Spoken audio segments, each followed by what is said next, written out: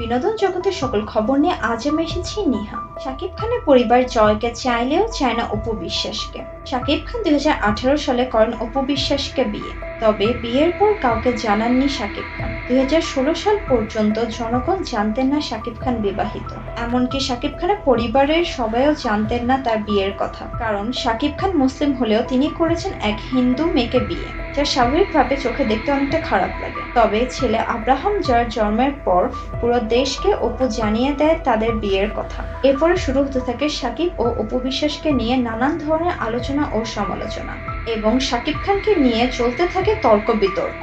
কিন্তু শাকিব খান এটাতে চুপ ছিল এবং অপু বিশ্বাসের সাথে সে কোনো ধরনের কথাও বলে। কিন্তু আব্রাহাম জয়কে দেখতে সে অপু বিশ্বাসের বাড়িতে গিয়েছিল। শুধু শাকিব খান নয়, শাকিব খানের পুরো পরিবার সহ আব্রাহাম জয়কে দেখতে গিয়েছিল। কিন্তু তারা সবাই আব্রাহাম জয়কে পছন্দ করলেও করেনি অপু বিশ্বাসকে। তারা চেয়েছিল একজন মুসলিম মেয়েকে শাকিব খান বিয়ে করুক, কিন্তু বিয়েটা হয় আবেগ ভালোবাসার মত, যে কারণে শাকিব খান তখন কোনো কিছু ভাবে উঠতে পারে। আজ যখন তাদের একটা সন্তান হয়ে গিয়েছে, এই কারণেই শাকিবের পরিবার জয়কে চাইলেও চায়নি অপুকে, কারণ সে হিন্দু ছিল বলে। কিন্তু তারা সেটা জানতেন না যে শাকিব ও অপু মুসলিম ভাবে বিয়েটি সম্পূর্ণ করেছে, এবং অপু বিশ্বাস তার নিজের নামটিও পরিবর্তন করেছে। অপু ইসলাম খান দিয়ে সে বিয়ে করেছেন শাকিব খান, এবং শাকিব খানের সাথেই মিলিয়ে তার ছেলের নামও রেখেছে আব্রাহাম খান জয়। এই সব কিছু দেখা ও শোনার পর শাকিব খানের পরিবার অপু বিশ্বাসকে আপন করতে চাইলেও চায়নি শাকিব খান, কারণ সে আগেই অপু বিশ্বাসকে